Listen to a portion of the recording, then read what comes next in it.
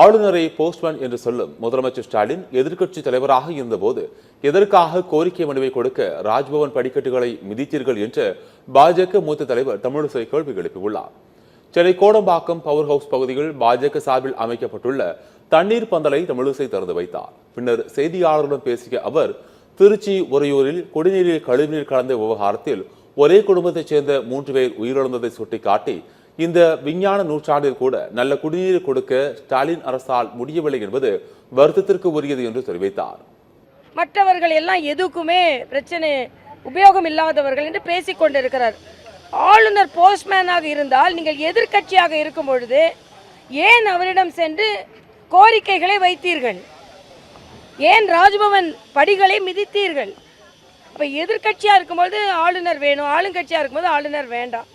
அந்தந்த அரசியலமைப்பு சட்டத்தில் அந்தந்த பதவிக்கு இருக்கின்ற மரியாதையை நாம் கொடுக்க வேண்டும் என்பது எனது கருத்து.